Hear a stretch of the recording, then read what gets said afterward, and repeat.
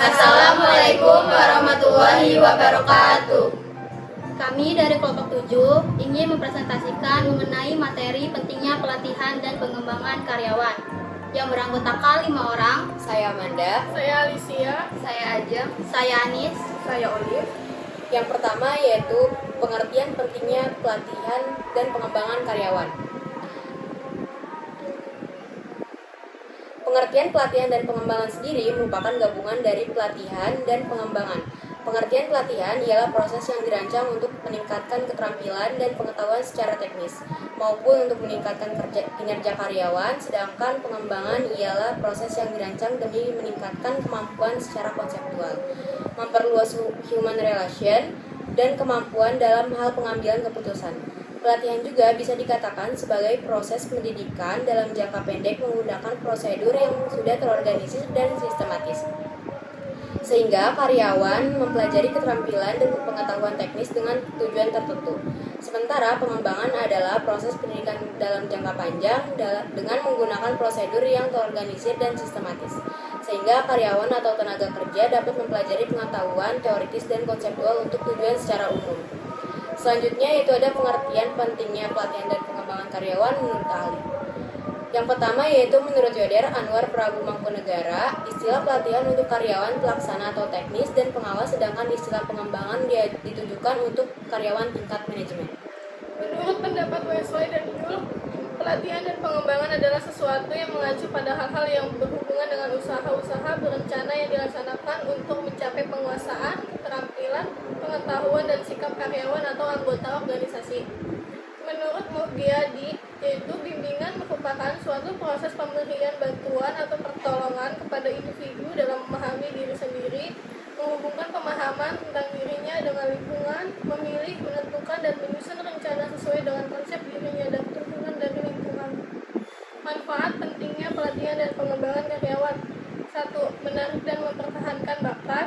2. Meningkatkan keuntungan dan memaksimalkan kinerja. 3. Mencegah stagnasi karyawan dan perusahaan. 4. Meningkatkan produktivitas dan keterlibatan karyawan.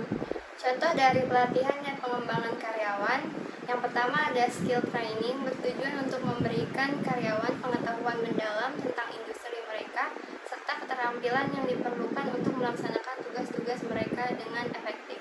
Yang kedua ada retraining, program yang dirancang untuk membantu karyawan memperbarui mengetahui dan keterampilan mereka agar tetap relevan dalam dunia kerja yang terus berkembang.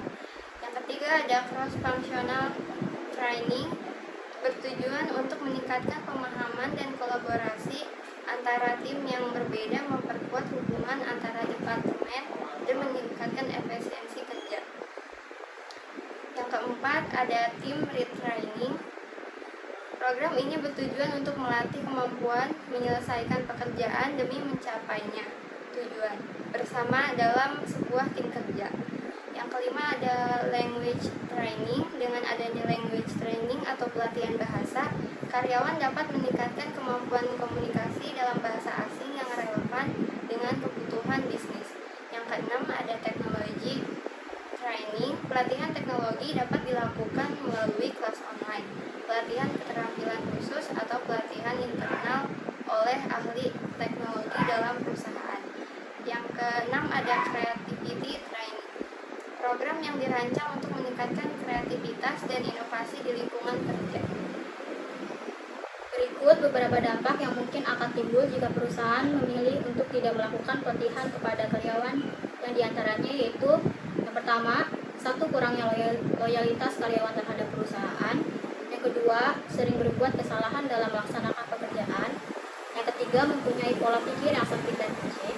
Yang keempat, produktivitas kerja tidak pernah meningkat. Yang kelima, kesinambungan perusahaan tidak bisa dijamin. Dan yang terakhir yaitu adanya rasa kepedulian karyawan yang rendah terhadap perusahaan. Selanjutnya, langkah-langkah pelatihan dan pengembangan karyawan, yaitu 1. Buat dan perjelas tujuan bisnis setelah diketahui dan teridentifikasi tujuannya.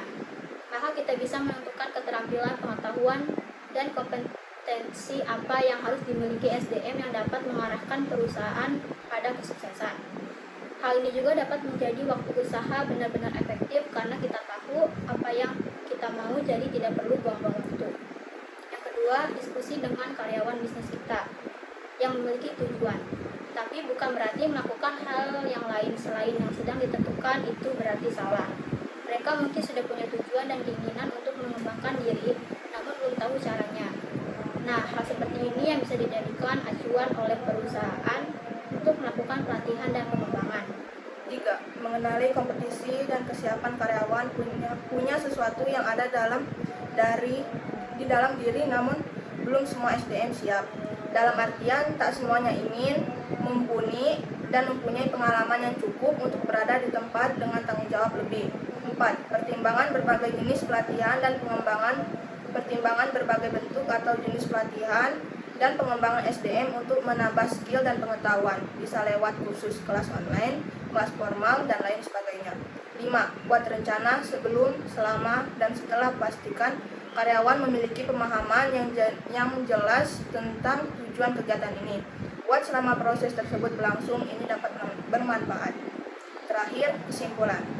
Pelatihan dan pengembangan merupakan salah satu solusi terhadap sejumlah problem penurunan kualitas kinerja organisasi atau lembaga dan instansi yang disebabkan oleh penurunan kemampuan dan keahlian yang dimiliki oleh karyawan atau tenaga kerja.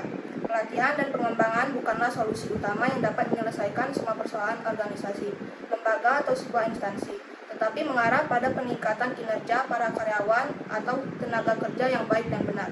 Pelatihan lebih terarah pada peningkatan kemampuan dan keahlian SDM organisasinya berkaitan dengan jabatan atau fungsi yang menjadi tanggung jawab individu yang bersangkutan saat ini, current job oriented. Pengembangan lebih cenderung bersifat formal, menyangkut antisipasi kemampuan dan keahlian individu yang harus dipersiapkan bagi kepentingan jabatan yang akan datang. Cukup sekian presentasi dari kelompok kami, kurang lebihnya mohon maaf. Wassalamualaikum warahmatullahi wabarakatuh. Pelatihan dan pengembangan karyawan. 1. Menarik dan mempertahankan bakat. 2. Meningkatkan keuntungan. Gendut ih.